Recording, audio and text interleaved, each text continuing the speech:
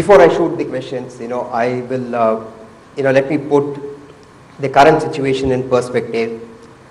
Firoz, you spoke about wealth creation, wealth protection, and if I may call wealth distribution, the last of it. But I will focus on wealth protection in the current market scenario. Today we have far too many moving parts. Some of your colleagues would also know the dollar has been rising, US bond yields have been rising, and the US equity markets are going through one of the longest, perhaps the longest bull run that we are seeing. Now this has, the combination of all these three has inflicted serious injury to many emerging markets, and India has not been spared. Now in a situation like this, millions of investors have seen their wealth getting eroded. It could be any asset class for that matter. I'm referring to this in the context of India. Now in such a situation, protecting the wealth is paramount. How would you respond, and what are you telling your clients? Correct. I think you've really summarized what's happening today. I think the only thing you can do is expect a return. Like whenever you see these finance books and open them, return is always prefixed with a word called expected. And risk is always suffixed with a word called management. The only thing you can do in the business of money management is risk management. Right. Expectation of return is what you could do, because return is going to be determined by several factors. Risk is in the room. It's your baby. It's your decision. So risk management becomes the most important aspect when you claim that you're going to manage your money or somebody else's money. Now, if risk is the primary driver which you are wanting to keep under check, you will have to understand risk in its entirety. Now that we are on the topic, right, then I'll come to the answer of the contemporary situation of how do we try and address that. Risk, unfortunately, in the world of wealth management has been an English nomenclature. But in treasury management, it is mathematics. Risk, people say I'm aggressive, moderate, conservative, right? But actually risk is measurable. Risk in statistics can be very efficiently measured by 5 different variables. What am I saying is, before you manage anything, you have to measure it, you have to understand it, and then manage it. So risk is measurable. One of the most prominent methods used, 99% of treasury managers will give immense weightage to something called, might sound technical, but it's very simple. So not to intimidate you with the technical jargon, it is called standard deviation. If you think risk is important, you will have to spend some time to understand this concept called standard deviation. It tells you the deviation from your expected outcome. If I'm expecting 15, what is the deviation I might see? It gives you a sense of the deviation. Lower the standard deviation, the tighter the range you will be ending up making. See, in a fixed deposit, if you have been promised 8%, you will make 8%. No more, no less. So standard deviation there is 0. Expectation will match reality. But equity, unfortunately, is not the case. Real estate, which are the 2 large assets, does not have that case. If I'm expecting 15, I might get 20, I might get 10. I might also get minus 10 or 30. So smaller the standard deviation, smaller is this range. So first step is measure your standard deviation. Nifty standard deviation. Now if I marry it with something, the largest index of India, the largest benchmark of India is Nifty. The standard deviation of that index for the last 3 years is 13. Why am I giving this number to you? So that you have a benchmark. If your standard deviation is 20, that means you've not done risk management. If your standard deviation is 8, then you're done okay, because 13 is Nifty standard deviation and you're 8. So now coming to what do we tell our clients? You have to create a portfolio which can give you a 15% return, but you should never exceed 8 standard deviation. That's how That's how we position our portfolio. How do you do that? There is one instrument which comes very handy to do this, is called a LEAP. L-E-A-P-S. This is a very important thing for anybody who has even a rupee invested in equity markets, not just in India, anywhere. It is called LEAPs. It is nothing but a portfolio insurance.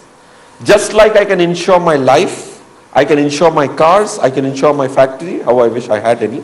But yeah, if I had one, if I want to insure it, then similarly you can insure a portfolio using a LEAP. If Nifty comes down to zero, if the market comes down to zero, if you have bought the LEAP on NSE, National Stock Exchange of India, NSE gives you a compensation for the fall. Just like if you have bought car insurance, you go crash it, the insurance company makes good a large portion of the loss. So LEAPs are a very, very important part of wealth management, not used enough by individuals.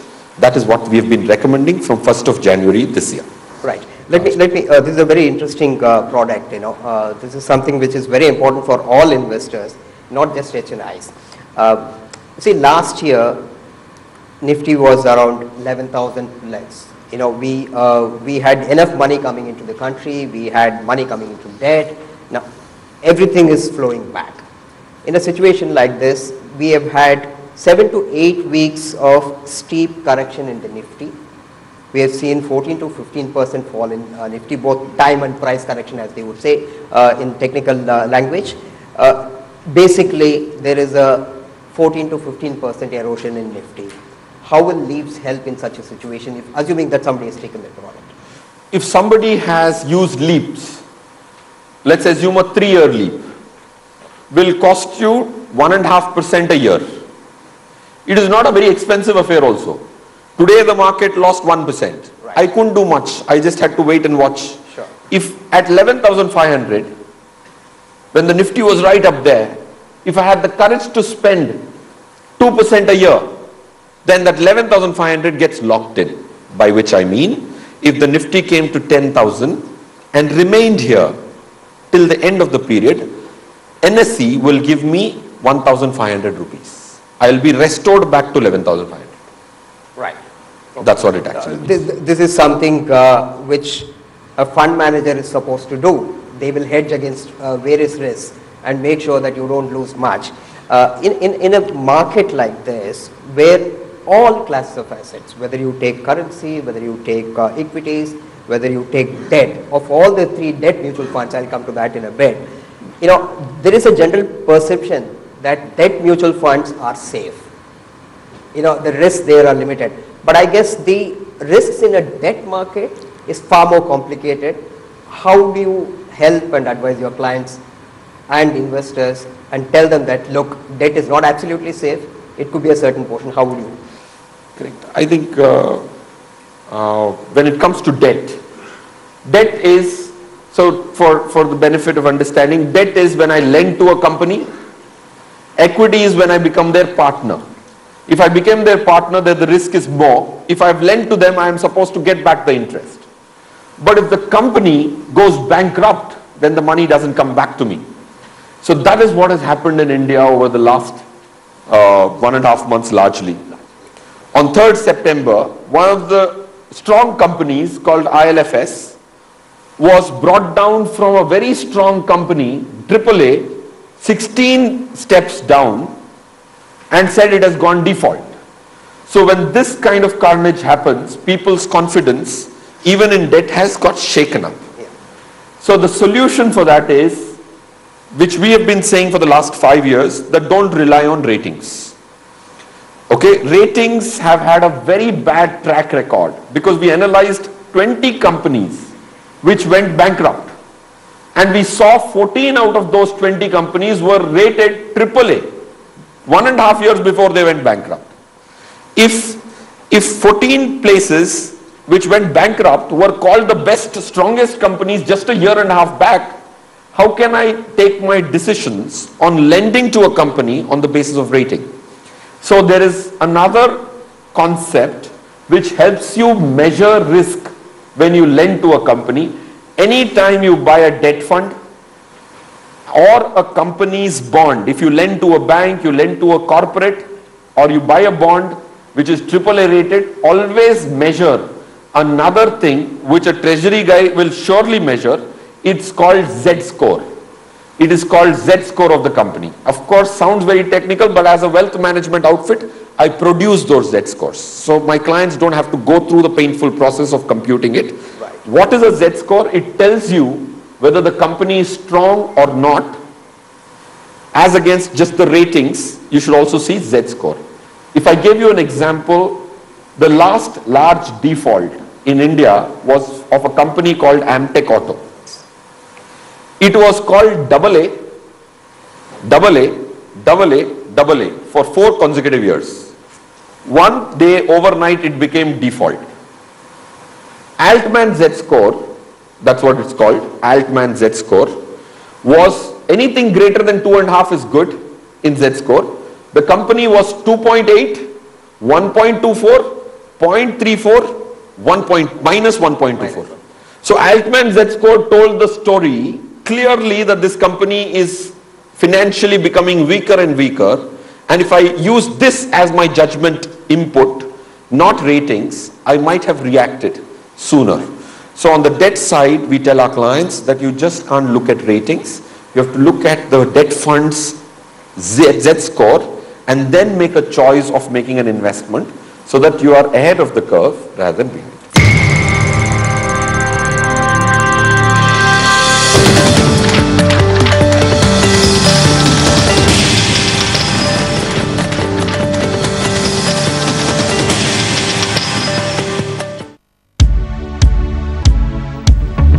It marks the first day of the trading year.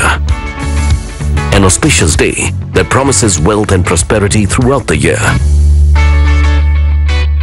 It's the Muhurat Trading, and we'll get you started on the right note with insights that will help your wealth grow. Muhurat Trading, 7 November, 5 p.m. onwards, only on Business Television India. Do you hear that? That's the sound of dreams coming true. Yes, the 4- and 2-wheel kind, and my desire to push them to the limit. This is what I live and breathe. If you're a motorhead who lives life to the fullest, join us on an exciting, hair-raising journey into all that's driving India and beyond on the Auto X Show. The Auto X Show, launching 10th November 2018, only on Business Television India. सबकी concentration full पर मेरे मन में एक ही चुल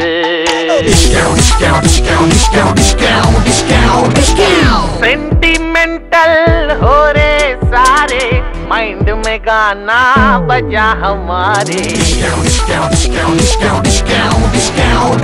अब all new dish TV पे इतना कुछ पाओगे कि सारा दिन गाओगे डिश नहीं डिश क्यों है ये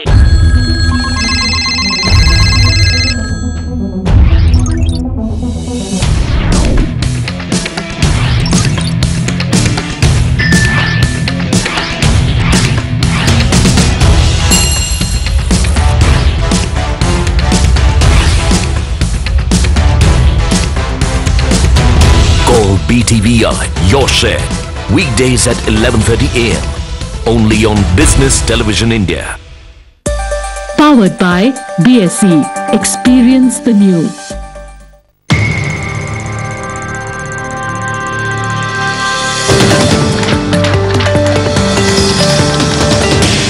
The asset is because, see, we all talk about long-term investments. Now, long-term investments could be 5 years, 10 years, 15 years, 20 years, sometimes even 25, 30 years, depending on the age group. And so long-term is basically as long as you want to stay invested.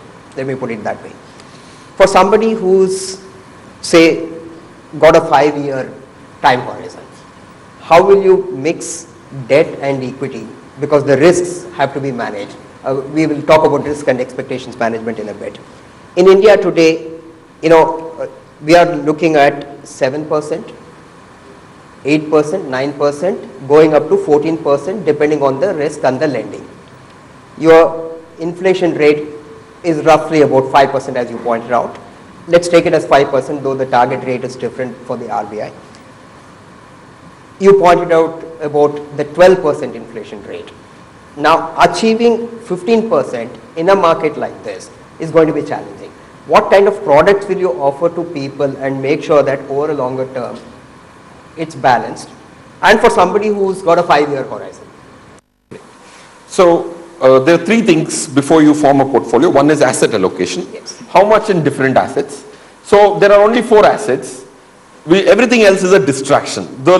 If your objective is simple, to make 15% is not a very complex objective. So, your answers have to be simple. If somebody said my aspiration is to make 23, then the outcomes or solutions will be complex. If the problem is simple, the solution has to be simple. There are 4 assets, 2 growth assets. Equity and real estate are the 2 assets which have the capability, not always delivered, capability to beat the 12%. Gold and deposits are the conservative assets. And equity and real estate are the growth assets. Currently, as we speak, we don't think real estate, for the last 4-5 years we've been negative and we've been very vocal about it. At least we think that Indian real estate will go through a large correction. I don't hear something very different about Dubai real estate either, currently. So the point I'm trying to make is where our domain is, real estate should be practically zero if you could make it in India from an investment standpoint. If you want to have a home where you would go back someday and use it as a holiday home or as your retirement home, that is not counted. Real estate should be zero. 65% should be in equity. 35% should be in debt. That's the asset allocation we recommend. I think this, if you test it over 30-year periods, we have tested it over 30-year periods and found out what is the expected return, what is the deviation. So step 1, asset allocation 65-35. After that, there are several products you can choose. There are at least 11 types of products in India, and there are more in Dubai because it's a far more open economy from a financial services perspective. Out of these 11 products, we at Anand Rathi 6 years back banned almost 7 of them because they were destroying value. If you check their data, these 7-8 products were destroying value rather than creating. So we create portfolios with only 3 instruments: mutual funds, structure products, and a certain extent of leaps to manage risk. Anything else can be statistically proved that it is only experimenting with your money, and data clearly says that you will have lesser odds to win than Absolutely. win. Absolutely. So this is the goal. You have excellent products in the market. There are hundreds of thousands of mutual fund schemes in India, and today mutual funds are the most important vehicle for saving and investment, which you know very well. There are people who invest as low as 500 to 1,000 rupees and to as high as $1 million also in mutual funds. But the last 3 weeks, or rather 4 weeks, I would say, from the peak, there are different products that are offered to investors, a combination of small cap funds, a combination of mid cap funds, large cap funds, and now we have multi cap funds. Now of this lot, and there are also thematic funds and sectoral funds. The worst performing fund group, let me just go back to this one, is the infrastructure funds. They were down as much as 42% from the recent peaks. Okay, followed by small cap funds, they were down about 36% from the recent peak that they had achieved. Tax saving funds, which may not be relevant to our audience here, they were also down by 35%, though they are closed-ended funds. Then let me also look at a couple of other funds. There are contra funds. Unfortunately, even contra funds failed.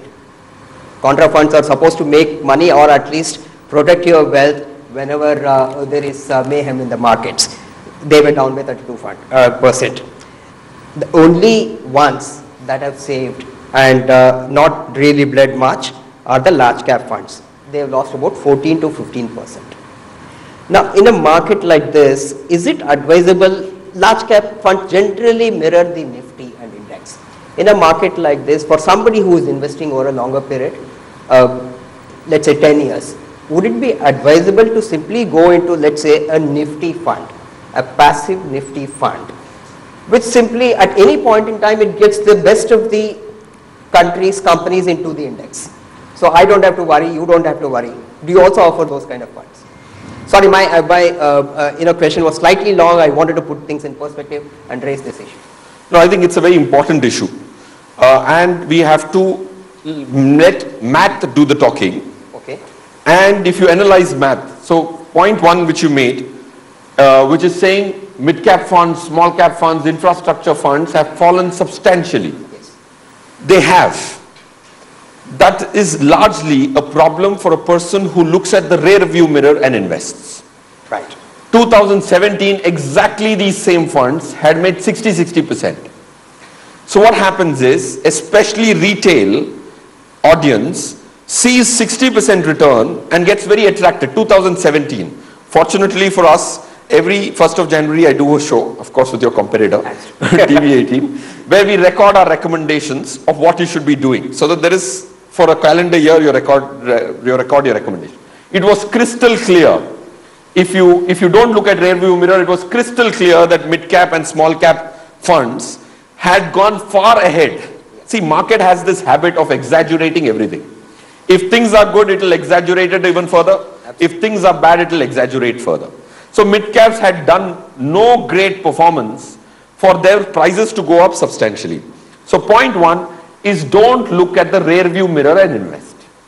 If I don't see the past performance, then what else do I see is the next obvious question anybody asks us, right? So don't look at the rear view, then what do I see? So if finance has an answer, finance has a subject which is called statistical astrology. It tries to predict the future, better predict, not perfectly, which is called regression. So we try and use regression to choose those MF schemes. So we chose 9 schemes.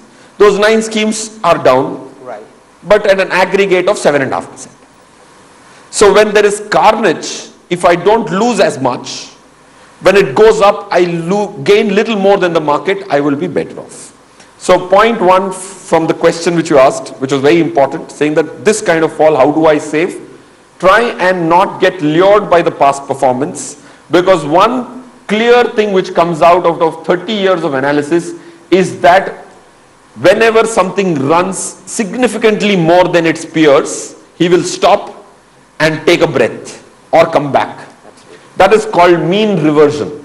Mean reversion. Okay, so when you see mean reversion apparent, this is exactly what happened in July 2013, July-August. So first 8 months of 2013 are an exact replica of 2018. Now people would drop their hats and say these mid-cap and small-cap funds are a carnage. Let me not get into it. But if a person so concluded in 2013, then 2014 actually gave 20% better than Nifty. So rear view mirror, even if it is very exciting, it is scary to invest. And if it is very doom and gloom, may not be the right time to sell, may be a good opportunity to buy.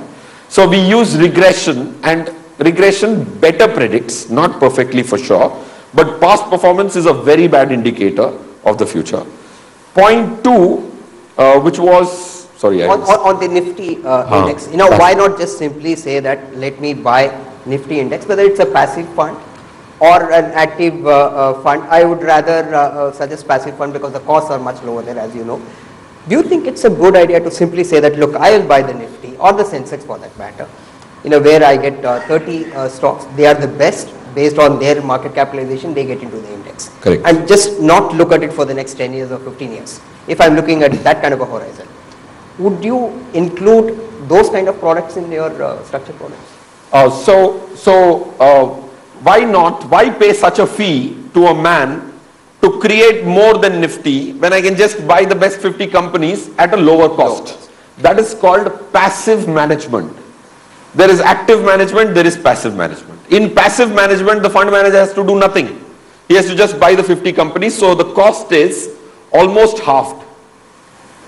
But if you look at data, India is still 20 years behind, 30 years behind than developed countries. In the US, 80% of mutual fund investments are passive. They just try and replicate something. Nobody tries to use their intellect to create value for you. India is far, far behind. So there is so much scope for a good fund manager to create more return than Nifty. And it should last for the next 8-10 years at least. So in India, you should definitely, in an inefficient market, look at beating Nifty and not try and save the 1% cost, at least for the next 7-8 years. Now if I put a number, if you would have invested in Nifty 25 years back, your 1 crore or 100 rupees would have become 900. If you gave it to all the fund managers available at that point in time, only 10 of them were there, your 100 rupees in Nifty became 900. Your 100 rupees in those 10 funds has become 2700. So these fund managers used their intellect and created value. I think we still have more value to extract out of inefficiency. I think 7-8 years from now, you're absolutely right. We will have to just save the cost, because this 2% cost you pay, if I have to be honest with you, 1% comes back to me as an advisor. 1% the fund manager keeps. Okay? But I personally think to save this 1%, you will lose 3-4% when you try and save this 1% for the next 7-8 years. Absolutely. Let me now come to the difficult part of the question. This is something which, it's not just for investors, it's also for fund managers. It's very easy to buy, but difficult to sell. You don't know when to sell. If you again look at, let's say, long-term planning, 5, 10, 15, 20, if I can put it that way. People have goals for 5 years, 10 years, 15 years, 20 years, whatever might be the objective of wealth creation. Now, again, going back to the Indian example, of the market. At the peak, it's fashionable to say that, don't time the market. But then if you don't time the market, either you miss the bus or you miss the opportunity to sell. Now, selling is very difficult. Prices always rise after you sell and they fall after you buy. How do you help investors understand this? Because you would have advised, let's say, 10 years back, long-term planning, the correct timing of selling and making sure that your wealth, you realize your wealth and move to safer. Correct. So one is to sell. So of course it's very tough to sell. When the market is at the peak, there is everybody who's going to tell you that it will further go up. And unfortunately, when you see television, so many experts, when the markets fall, they will extrapolate it and say it will further fall. Right? So they, both sides. If that's the case, what you should ideally do, what a corporate does, is that there is one corporate I try and manage as a close client for the last 10 years. Every 31st March, whatever is the level, he says, hedge me here. Okay. I don't want to dip into my profits of the last year. Right? If you don't do that, if you don't up your ante, if not every year, for an individual investor, every 3 years, whatever you have made, you have to make sure that you've pocketed this and you don't go back in time. So market has this attribute of giving you supernormal returns, like 2017 was 28% return. 2018 is negative. So every time after 3 years, you have to repeg yourself and make sure that becomes your next level. So if you're not doing that, then you should sell as you come closer to your objective. But I think finance has a solution which is so simple that to hedge, like I said, you pay a cost, 1.5%. There is another method which we productized so that a person can in a simple fashion understand. If I want to lock in my level, if I don't want to pay a penny today, I can also commit a profit of the future. So today, if I said I want to lock in the current level, I don't mind giving away some profits of the future to insure myself. 85% of the profits I can keep. If I gave away 15% of the profits, which is not a very large quantum, I can protect myself. So point is, if you don't know when to sell, because it's very tough, I completely agree with you, right? Otherwise, we should have all sold, right? Yeah. When the price to earnings tell you that the market is overvalued, you will sell, but it's not going to be so easy emotionally to sell. So you hedge. If you don't want to pay a price for it, just pay a potential profit to the extent of 15%. is what we suggest. Absolutely. In fact, in our conversations on the channel, every time the markets go up by 10, 12, 15%, this is one standard question we ask all our experts, whether mutual fund managers or equity research experts. Is this overvalued? This is a question we keep asking. Before I throw the Q&A session, throw the audience open to Q&A session, there are a couple of other important questions we need to address. One is the taxation part. Now it's become far more complicated. At least back home in India, most fund managers say that don't take the dividend option as far as mutual funds are concerned. They suggest systematic withdrawal plan to save on the dividend tax. And the long-term capital gains tax is something you can't escape. Here, of course, it's a different situation. How would you advise from a taxation point of view for investors, especially looking at Indian assets? Correct. So this group who has money in India or has a possibility of having assets in India, I think is the luckiest group sitting in Dubai. Okay, why I'll tell you that? Because if you look at how movable property is taxed for a Dubai resident back in India is very attractive. I'm not going to go into the details because in a show like this, which you're going to telecast, I would want to be a little more cautious. But I think you should understand why am I calling this group the luckiest. Because a few years back, my brother moved here to Dubai. And the investments which he would do in India into immovable assets is taxed at negligible or nil. If you qualify in that category, and most of us in this room, most of you in this room will. So understanding what that is. So if I as an Indian resident, which I am, if I am taxed 30% on maybe a derivative transaction or a short-term capital gain, taxation for you for the same asset is very different and in most likely situations negligible is what I would say. But of course tax is a very specific item or to that individual. That is why we always submit to our clients to get a strategy meeting done. Of course, I am digressing from the conversation a little. So we always request our clients to spend 3 hours, 2 hours in a closed room to discuss the strategy for that specific individual. If they like it, then they execute the strategy. If they don't, they don't. But understanding the strategy, which is the individual's private strategy, will actually answer the taxation on a more specific area rather than the general comment like I just made.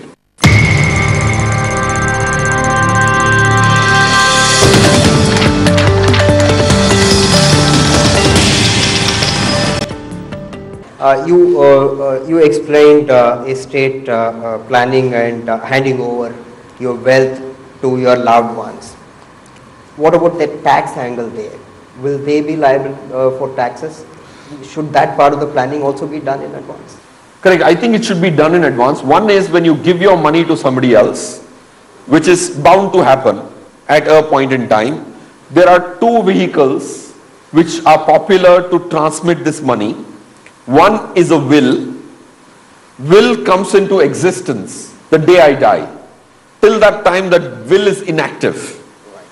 But there is another more efficient method in our opinion, debatably of course, is a simple investment trust. Simple irrevocable investment trust, which is a far more efficient method. The day I am not there, the next day, the next karta, whom I have nominated as the custodian of this wealth, will become the signing authority within the next 24 hours. So there, I have seen people struggling for 10-15 years to get the money into their nominated accounts. There are two methods to summarize: will and a simple investment family trust, which is more relevant to this group because it becomes an Indian entity. If it is registered under the 1964 Trust Act in India, it becomes an Indian entity which gives you a larger flexibility to invest in India, and it also serves a very strong purpose of estate planning. That's called an irrevocable, simple, because trust can be as complex as they want to be. So I made a trust for myself. So 60% of my money is in the trust. So as I progress in life, I would want to have 80-90% of my money transmitted through this trust and 10% through my will, because I don't know which day I will die, because that's why a 10% will be here. Then this 90% is transmitted as efficiently as it could be with negligible losses of time. The other relevant question, of late this keeps coming up whenever we do the show, is people who are in their 30s, they are setting up their family. They tend to invest in their children's name, over a period of time to possibly take care of this, and also do a joint account. Are there any issues there, or do you think that that's an easier solution to this? Yeah, when it comes to children, there are 2-3 things. Joint accounts. People like to believe that if I have a joint account with my wife, the day I'm not there, she will be the sole owner, or vice versa. But actually, the rules are different for different banks in India. Okay, and you'll be surprised because Indian estate planning is not governed by the entire central law. It is governed by states. So the rules are very different. If I have a bank locker joint for a bank based out of Bangalore, like a Vijaya Bank is headquartered there, is very different for Kotak. That's exactly why I was alluding to the nitty-gritty of estate planning is very important. Actually, if you have a bank account and if I have made my wife the nominee 50-50, we are joint holders of 50-50, the day I am no more, she does not become 100% owner. She only becomes 75% owner. Her 50 and 50 of mine. The other 25 gets transmitted as per my will. Right. So there is enough complexity for you to actually get this done by somebody who is doing it for a job as a professional. So making complicated uncomplicated, and from our channel's point of view, we always try to help viewers save, invest and prosper. With that, I will thank you, Feroz, for this brilliant presentation that you made, and I'll throw open the session to question and answer. Can you give me some examples of ring-fenced assets, which you said? That's one. And second, you said about the Z-score, the Altman Z-score. Can you use it for banking and NBFCs, or is it reserved only for the non-banking company?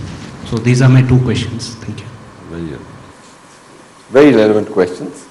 One is, of course, ring-fenced assets in India can be done by 3 methods. One is PF, an employee provident fund, are ring-fenced. But there is talk to remove the ring fence, by which I mean if there is some financial liability on me, the provident fund and the employee provident fund is not attachable. All my insurance policies can get attached, my mutual fund can get attached, my bank account can get attached, my real estate can get attached, but the PF and EPF is ring fenced. That's method 1.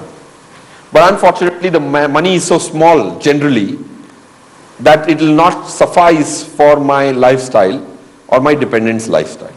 So there's another method which is called Married Woman Property Act. Every insurance policy which you buy,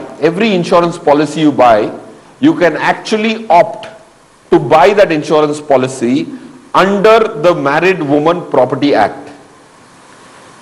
If you so did it, then that specific insurance policy becomes unattachable. But unfortunately, we can't use Married Woman Property Act. We should not use. We can, of course, because we analyzed 2,000 insurance policies which were held for 10 years and the return was 4.6%. 8 years back, when we realized that it was such a disastrous investment, in spite of, it gives me 60% commission. If I took a crore rupee check, I get back 50-60 lakhs. Right? Then you start with your 50 lakhs and then grow on. So we banned insurance policies. So Married Women Property Act is a good method, but unfortunately, I'm compelled to buy an insurance policy where I'm using my money suboptimally. So the third offshoot is again an irrevocable private trust. If it is irrevocable, it becomes ring-fenced. So when it also serves the purpose of protecting, it also can serve the purpose of transmission. So that's called an irrevocable private trust. That is exactly what happens when you buy an insurance policy under MWPA. It is abbreviated as Married Women Property Act, is abbreviated as MWPA. If you bought an insurance policy in that, the insurer goes and creates a trust on your behalf. If I told him to create the trust, he compels me to buy insurance. If I create the trust, then I can buy property in it, I can buy a car in it, I can buy equities in it, debt funds, whatever you wish to buy. So you create your trust and make your confidant as your second trustee. And you are still the karta of that trust. So these are the three methods. Then second question, which is very, very pertinent, I'm sure that's a very good question. Can you use Z-score or Z-score? Altman was a person who introduced this, and it is one of the strongest methods to check the company's credentials to pay back your money. Is largely used for manufacturing companies. With a certain alteration and a different target, it can be used for financial services.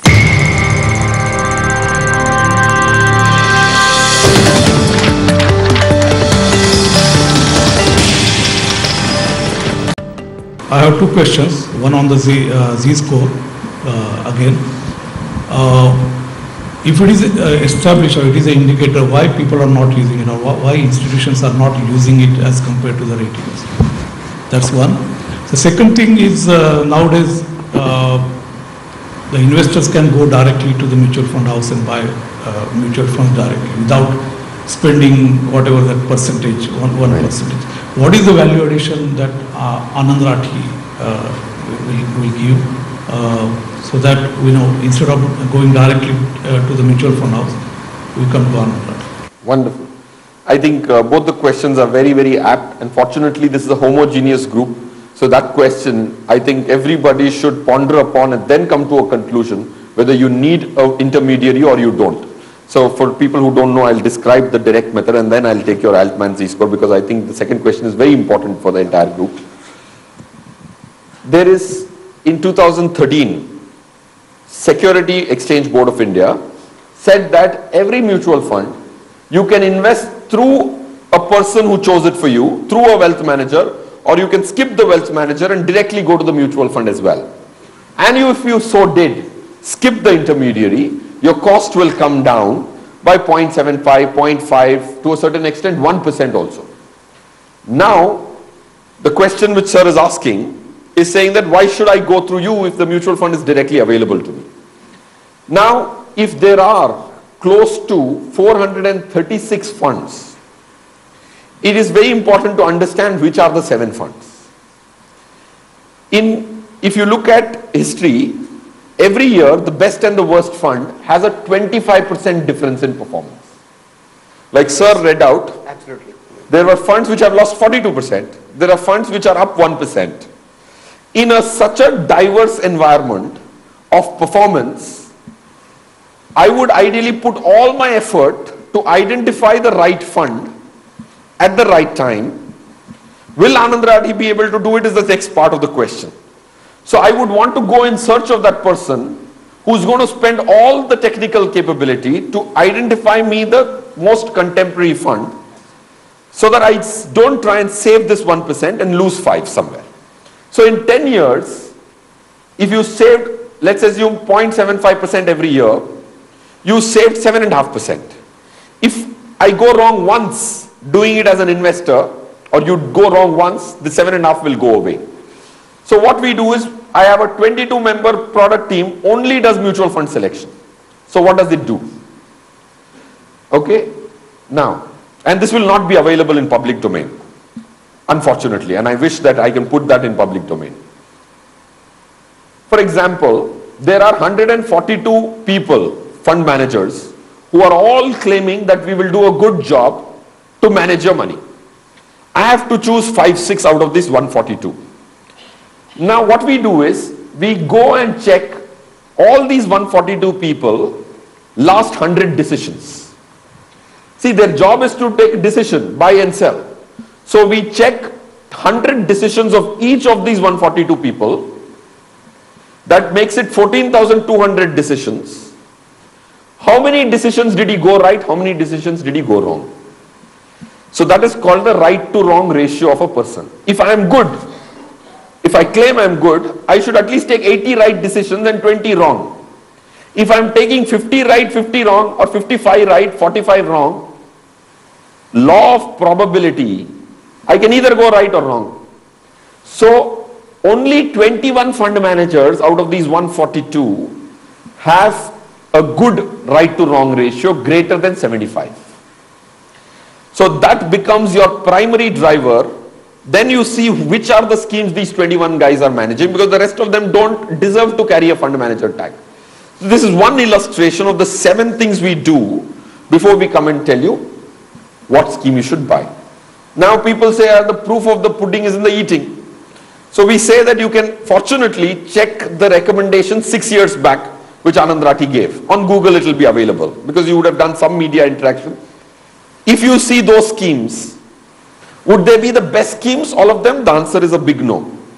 Would they be significantly better than the average schemes? If you bought significantly better, right? So we try and see that we add that 75 paisa value so that I can well deserve that money, and the day I realize that I don't deserve that money from you, I would say go into passive or go direct and take a smaller fee from you. Absolutely. But that has been added as well. No, before you answer the second question, I just want to add to what he said. Take for example small cap funds. There are many small cap funds. Recently I went into some portfolios of 3 or 4 small cap funds and found that one small cap fund had only 40 stocks. The other small cap fund had 65 stocks, and the third one had some 60, 70 stocks. Now some small cap funds did brilliantly well the last time around. They invested in companies which were looking very good. Some of those companies are now out and done. They are just not even surviving. So that is the kind of risk that is available when you, because at the end of the day, it's a bunch of stocks that they invest in. Now how they pick those stocks, what do they visualize, that's a bit of a challenge. Unless you yourself do the research and you are convinced, going directly might be a little tough. Correct. I think because if you think, now comes whether Anand Rathi can do that for you efficiently. If you look at data, we'll say that yeah, we have done a fair job. I don't want to claim that we've done a great job. But if you think Anand Rathi doesn't do a good job, we have to go look for a person who can justify it, rather than still don't go direct. Go find that person who can justify this 0.75. And if the difference is so large, that performance in the same category, now let's go, same fund house, okay, SBI mid cap, SBI focused equity. Same fund house, 4th largest fund house. So you would say it is the 4th largest out of the 42 companies. How wrong can I go? SBI mid cap, we gave an exit about 2 years back. Okay, we in the sense my product team gave that exit, and they said move to SBI focused equity, which is a Vasan. There's a guy called Vasan who manages it. Has 28 stocks in the portfolio now. Okay, there is a difference of 17-18% between the same fund house. That was a larger scheme, this was a smaller scheme. If you optically bought it, you will say SBI mid cap is an older scheme, larger scheme, let me buy that. So there is such dispersion that you will be able to find value. So there is, and I'm telling you only one item for the lack of time out of the 6. So it's a very, very important question because every one of us can actually save that 75 paisa if you cut the wealth manager. But should you be cost sensitive or value sensitive is the choice you have to make. And I should say you should be value sensitive than cost sensitive in a divergent market. I have 2 questions. So one is about real estate. I think most NRIs have invested in real estate in India.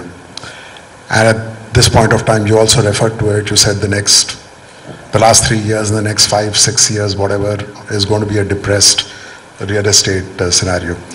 Now, for an NRI who's got assets locked in real estate in India, it's a situation where you can't sell because it's a depressed market. The rental returns you make are very meager. Are there any strategies by which you can improve your returns on real estate without having to sell them in a depressed market? That's my first question, and maybe you can come back to the second. Yeah, so sir's question is, what do I do if I can't sell it? Can I hold it and improve the efficiency of the instrument which I've held? Firstly, in a high interest rate economy, you can't do that so easily. Why? Because, see, one is you sell it, one is you rent it. Okay, you can do renting and then you can borrow against it and invest to get some fillip. But if you are speaking of a high interest rate economy like India, if your borrowing costs are 9.5, 10, the risks you will have to take to generate more than that, because that's the only method I know, because somebody else might know some other method, that you can create efficiency on a locked in asset, which I can't do. Like an insurance policy, I was analyzing and somebody had invested a few crores in an insurance policy which was locked in for 10 years. So you know that it's going to make only 5%, can you remove it? But there was a possibility that he could borrow because he was getting a tax break. If you were having a business establishment in India, then I would have recommended borrow at 9.5. You will save 35% tax, so your borrowing cost comes at 6. Right? You will have investments which you can definitely make 10, 11 without too much risk.